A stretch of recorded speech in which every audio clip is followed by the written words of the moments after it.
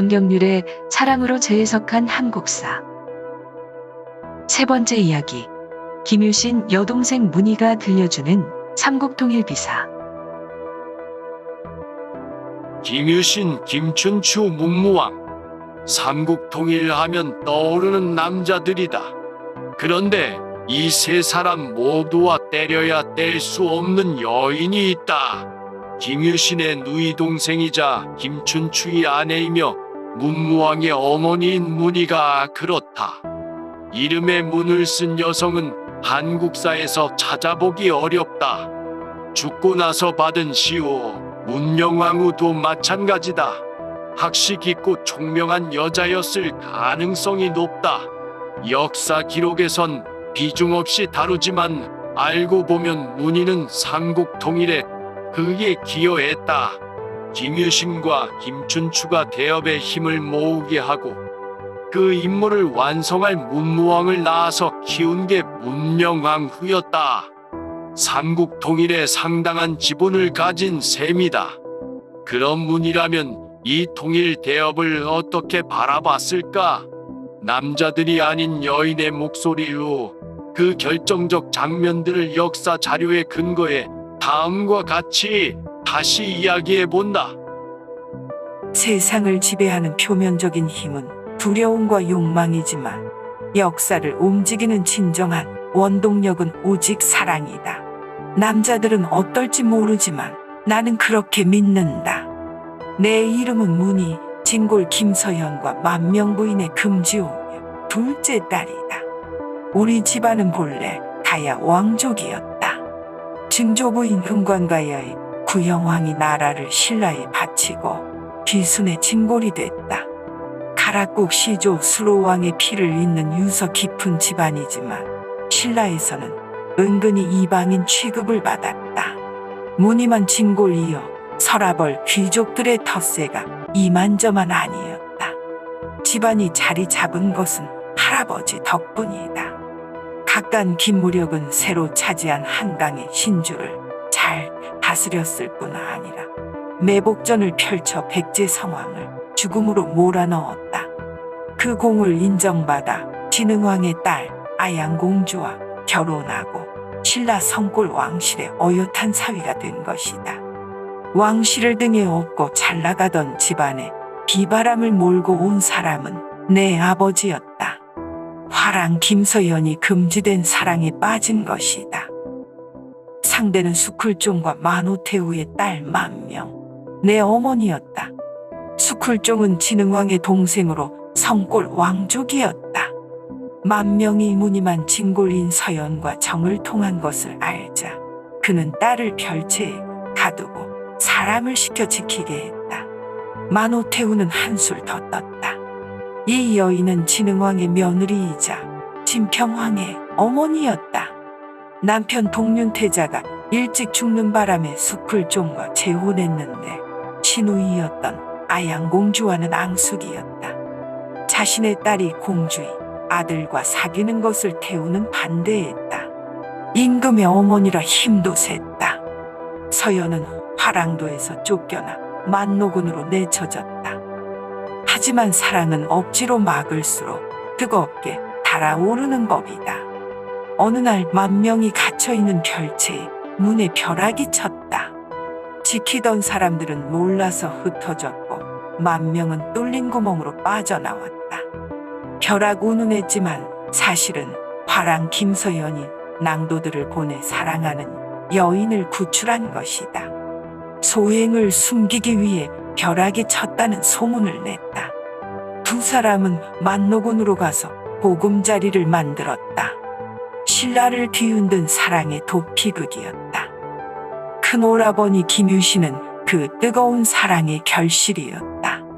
몇 년 후 유신이 만노군에서 태어나 자란다는 소식을 듣자 수쿨종과 만호태후는 서라벌로 불러들였다. 애지중지하던 딸자식의 아이다. 태양의 위용을 지닌 손자의 모습에 그들은 감격했고 비로소 아버지와 어머니를 용서했다. 부모님은 성골 왕실의 축복 속에 정상적인 가정을 꾸리고 둘째 오라버니 흠순, 언니 보희, 그리고 나 문희를 낳았다. 우리 집안은 유력한 신흥 진골로 떠올랐다. 집안의 기둥인 유신 오라버니는 15세의 나이로 화랑이 됐다. 오라비를 따르는 낭도 무리를 용화향도라고 했다. 신라 화랑도는 나라를 지키기 위해 몸과 마음을 수련했다. 어진 재산과 충성스러운 신하들이 길러졌고 훌륭한 장군과 용감한 병사들이 배출됐다. 오라버니는 어리지만 포부가 컸다. 17세의 외적을 평정하겠다는 뜻을 품고 하늘에 기도한다며 중학의 석굴에 들어갔다. 이듬해엔 임박산 깊은 골짜기에서 삼국통일의 맹세를 천지신명에게 고했다. 나라의 전운이 짙게 깔려 있었다. 백제무왕은 허구한 날 군사를 일으켜 국경을 침범했고 수나라의 침략을 물리친 고구려는 더욱 위세를 부렸다. 신라가 살길은 저들을 꺾고 삼국을 병합하는 수밖에 없다고 유신은 생각했다. 오라비는 산에서 내려오자마자 곧장 첫걸음을 내디뎠다. 천관이 빛을 드리워 자신의 보검에 영이 서렸다는 얘기를 퍼뜨린 것이다. 천관은 중국 도교에서 숭배하는 신이다. 오라버니는 천관신을 들먹이며 삼국통일에 신성한 임무를 부여받았다고 설파했다. 낭도들을 끌어모으기 위해서였다. 동지들을 규합한다고, 부하들을 격려한다고 날마다 술판이 벌어졌다. 내가 보기에는 삼국통일을 안주 삼아 술 마시려고 모이는 것 같았다. 음주승마로 구설에 오르기도 했다. 서라벌에 이상한 소문이 나돌았다. 말목 자른 화랑 김유신의 이야기였다. 유신이 술 파는 여인의 집에 드나들었다. 천관이라는 유녀에게 흠뻑 빠진 것이다. 어머니가 아들의 행실을 알고 눈물 흘리며 꾸짖었다. 그는 깊이 뉘우치고 발길을 끊겠노라 맹세했다. 며칠 후 유신은 술 마시고 밤늦게 귀가했다. 주인이 꾸벅꾸벅 조는 사이에 말이 천관녀의 집에 멈춰섰다. 말 울음소리에 깬 유신은 깜짝 놀랐다. 어머니께 한 맹세를 어기다니. 그는 화가 나서 에마의 목을 베고 집으로 돌아갔다. 소문은 그렇게 났지만 동생인 나는 진실을 알고 있었다. 천관은 술 파는 여인이 아니었다. 유녀 노는 계집이 아니라 화랑도에 딸린 유화였다. 유화는 화랑의 시중을 들며 연회를 마련하는 여성들이다. 주로 서민 출신이었는데 낭도들과 정분 나는 일이 많았다. 천관도 유화였고 오라버니의 측근이었으니 연문이 나더라도 이상할 게 없다. 하지만 그녀에게는 유신이 맡긴 특수 임무가 따로 있었다. 오라버니는 낭도들과 함께 명산대천을 찾아다니며 하늘의 제사를 지냈다. 나라를 지키는 호국선으로서 삼국통일을 맹세하는 의식이었다. 천관은 제사의식의 신녀 노릇을 한 유화였다. 유신에게 신령한 기운을 내려줬다는 천관신을 아름다운 여인의 모습으로 육화시킨 것이다. 말목을 잘랐다는 얘기도 와전됐다. 전쟁에 앞서 말에 피를 바르며 승리를 기원하는 의식을 제사에 차용했을 뿐이다. 내가 아는 한 오라버니는 유화에게 정을 주는 해픈 남자가 아니다. 그는 어려서부터 지도자로 키워졌다. 늘 정치적으로 계산하며 신중하게 처신했다. 유화에게 천관이라는 이름을 붙이고 신녀로 활용한 것도 삼국통일의 대의를 설파하기 위해서였다. 어머니도 잘 알고 있었다. 하지만 만명부인은 석가모니의 화신을 자처하는 성골 왕실에서 나고 자랐다. 맏아들이 도교 의식에 심취할까봐 간혹 꾸짖는 것도 잊지 않았다. 유신은 천관녀를 앞세워 삼국통일을 효과적으로 알렸다. 낭도들은 눈에 안 보이는 천관신보다 눈에 보이는 천관녀에게 더욱 끌렸다. 살아있는 신인인데다 아름다운 여인이니 주목받는 것은 당연했다. 삼국통일은 낭도들의 관심사로 떠올랐다. 화제의 인물이 된 오라버니는 18세 나이로 화랑도의 우두머리인 풍월주에 올랐다. 자질도 출중했지만 무엇보다 삼국통일이라는 시대정신을 부각한 덕분이었다. 오라버니는 사람들의 마음을 헤아리고 움직이는 데 능했다. 하지만 삼국통일이 애들 장난인가? 화랑도에서는 관심을 끌었지만 거국적으로 실행에 옮기는 것은 다른 차원의 문제다. 국력을 일으킬 인재들을 모으고 나라에 충성할 세력을 키워야 한다. 그러려면 구심점이 돼줄 주군이 필요하다. 장차 삼국통일을 실현할 임금과 손잡아야 한다. 오라비 혼자서는 할 수 없는 일이다. 나 문희가 나설 차례가 됐다. 그 일을 처음 만난 것은 오라버니가 풍월주에 오른 그 해였다. 어느 날 용수공이 어린 아들을 데리고 집에 찾아왔다. 대곡처럼 하얀 얼굴에 말을 아끼던 소녀. 10살짜리 꼬마였지만 춘치에게는 고요한 위엄이 있었다. 내 마음에 새겨진 낭군의 첫 인상이었다. 춘추는 진지왕의 아들 용수공과 진평왕의 딸 천명공주가 부부의 연을 맺고 낳은 신라 최고의 귀공자였다. 거풍왕 때 율령을 반포한 후 진골 위에 성골이 생겼다. 성골은 왕과 그의 친형제, 그들의 자녀로 이루어진 좁은 범위의 혈족 집단이다. 임금이 바뀌면 성골도 국왕 중심으로 재편된다. 진평왕이 즉위하면서 쫓겨난 선왕의 아들인 용수공은 진골로 떨어졌다. 그럼 진평왕은 왜 맏딸 천명공주를 용수공과 혼인시켰을까? 신라의 왕위 계승권은 임금의 다음 때 아들이 갖는다. 진평왕에게는 딸들만 있고 아들이 없었다. 그의 형제들도 사정은 마찬가지였다. 성골 남자의 씨가 마른 것이다. 고심 끝에 왕은 가까운 혈족인 용수공을 맏딸 천명공주와 혼인시켜 보위를 물려주려고 했다. 그런데 둘째 덕만공주가 임금 자질을 보이자 생각이 달라졌다. 여인의 몸이지만 성골이다. 너그럽고 총명해 나라 사람들이 따른다. 발상의 전환이 이루어졌다. 여자 임금 못할 것도 없다. 진평왕은 덕만을 후계자로 삼고 용수공 일가를 궁에서 내보냈다. 공의 아들은 사만의 주인이 될 것입니다. 결코 잊을 수 없는 말이다. 오라버니는 집에 찾아온 춘추를 보고 장담했다. 어린 그이를 삼국통일의 주군으로 받들겠다는 뜻이었다. 용수공은 반색하며 아들을 맡기겠다고 했다. 궁지에 몰린 진지왕의 혈육들이 가야에서 온 신흥 진골과 손잡는 순간이었다. 미래의 낭군이 문득 나에게 눈길을 던졌다. 온화하지만 또렷한 눈빛, 운명적인 첫 만남이었다. 그 연애 사건은 내 아들 범민이 태어난 해에 벌어졌다. 정월 보름날 서라벌 거리마다 사람들이 쏟아져 나와 어울려 놀았다. 우리 집 앞에선 두 청년이 축국을 즐기고 있었다. 오라버니와 춘추공이었다. 유신은 달아나는 공을 쫓다가 일부러 춘추의 옷고름을 밟아 찢어지게 했다.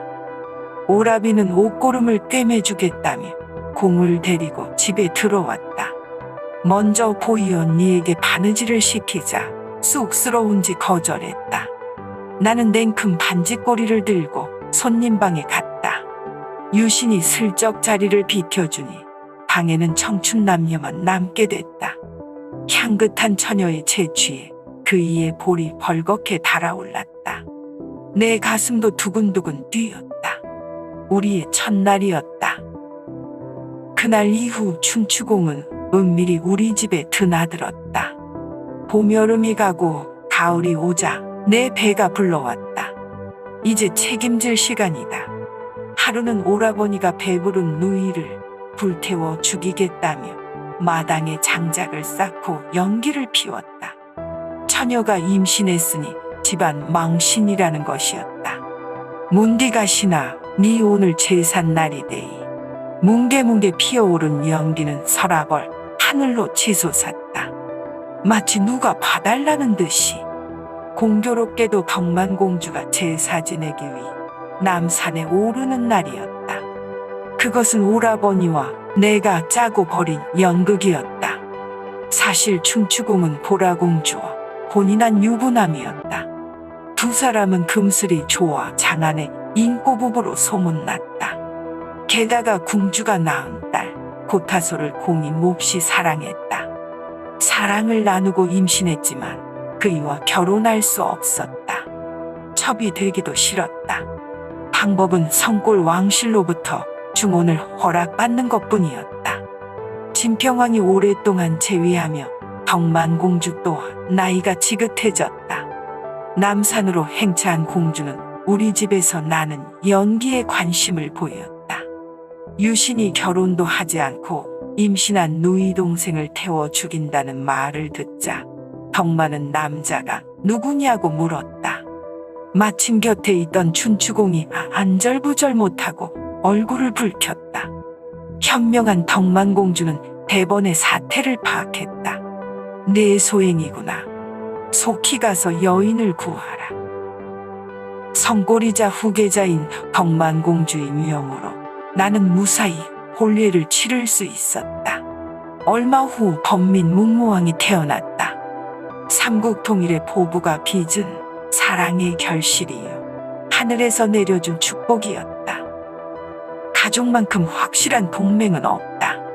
대업의 밑거름이 된 난군과 오라버니의 결혼 동맹은 그렇게 성사됐다. 두 사람은 각각 명제상과 대장군으로서 신라의 국익을 위해 호흡을 맞췄다. 한 손은 외교수를 펼치고 다른 손은 칼을 휘두르며 일심동체가 돼 나아갔다.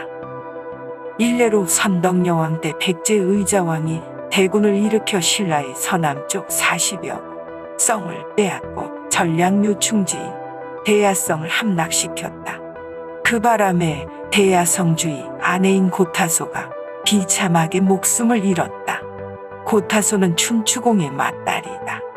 첫째 부인 보라공주가 아이를 낳다가 죽자 공은 홀로 남은 이 여식을 애틋하게 키웠다. 대야성에서 전해진 비보에 그이는 충격을 받았다. 온종일 기둥에 기대 멍하니 서 있었다. 사람들이 지나가도 알아보지 못했다. 슬프다. 대장부로서 어찌 백제를 응징하지 못하랴. 마음을 추스른 난구는 복수를 다짐하며 고구려의 구원병을 청하러 갔다. 전쟁은 싸움만 잘한다고 이기는 게 아니다. 판을 잘 짜서 적을 고립시키면 승리의 길이 열린다. 춘추공은 외교관으로서 첫걸음을 내디뎠다. 하지만 당시 고구려는 호랑이굴이었다. 그해의 연개 소문이 영유왕을 살해하고 권력을 틀어쥐었다. 이 살기등등한 자에게 무슨 일을 당할지 몰랐다. 공은 떠나기 전에 오라버니를 만났다. 손가락을 깨물어 피를 나눠 마시고 맹세했다. 나와 처남은 고뱅지신이요. 이번에 내가 고구려에 들어가 위험에 처한다면 그대가 어찌 무심할 수 있겠소. 만약 공께서 돌아오지 못한다면 저희 말발굽이 반드시 고구려 백제의 궁정을 짓밟을 것입니다. 안 그러면 무슨 면목으로 나라 사람들을 보겠소. 아니나 다를까 고구려의 사신으로 간 춘추공은 억류되고 말았다. 연개 소문은 난군의 목숨을 위협하며 옛 땅인 마목현과 중령을 돌려달라고 겁박했다. 말도 안 되는 억지였다. 암양주의 군주가 된 오라버니는 공이 60일 넘도록 돌아오지 않자 정예병 3,000명을 이끌고 구출작전에 들어갔다. 고구려 첩자가 급보를 띄웠고 그이는 비로소 풀려났다. 난군은 냉정하고 현실적인 외교관이었다. 국제 정치에서 가장 중요한 원리는 힘의 균형이다. 공은 당나라의 힘을 빌려 사만의 팽팽한 균형을 무너뜨리려고 했다. 외교관의 입장에선 그것이 삼국 통일에 이르는 유일한 길이었다. 진덕여왕이 즉위하자 춘추공은 후계자 자격으로 당태종 이세민을 만나러 갔다. 신라의 위급한 사정을 읍소하며 힘을 합쳐 백제를 치자고 청한 것이다. 그리하여 나당연합이 이루어졌다. 당태종은 몇 해 전 고구려를 정벌하려다 안시성에서 불로를 삼킨 터라 솔깃했다. 백제를 멸망시키고 당나라 군대를 주둔시킨다면 남북 합공으로 고구려를 도모할 수 있다. 반면 신라는 위험 부담이 컸다.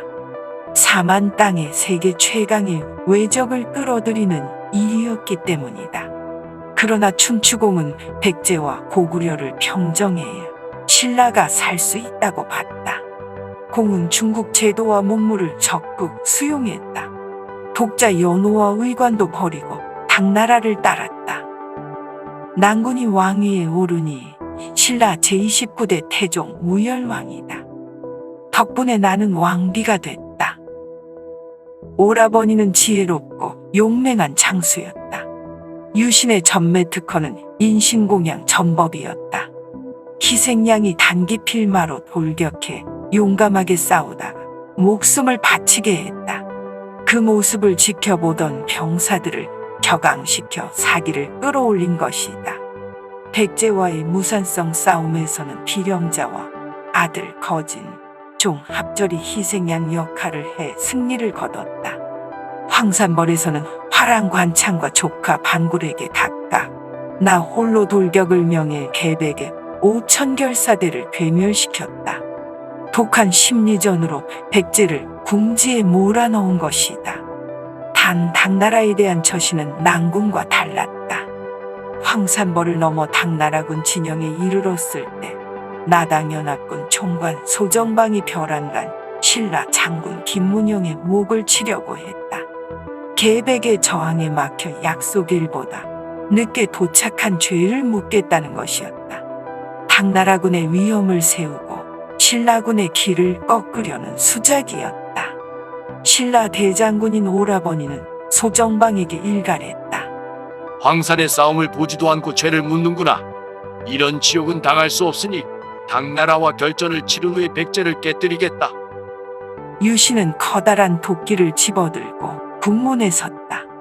노장의 성난 머리카락이 곤두서고 허리에 참보검이 절로 튀어나왔다.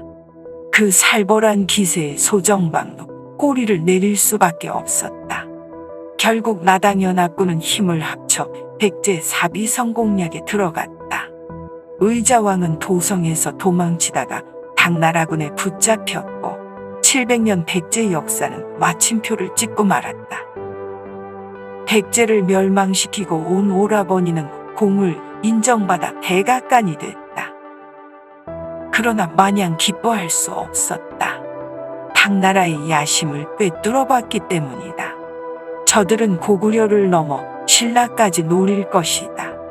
애초 유신에게 삼국통일은 외적을 평정해 나라의 환란을 없애는 일이었다.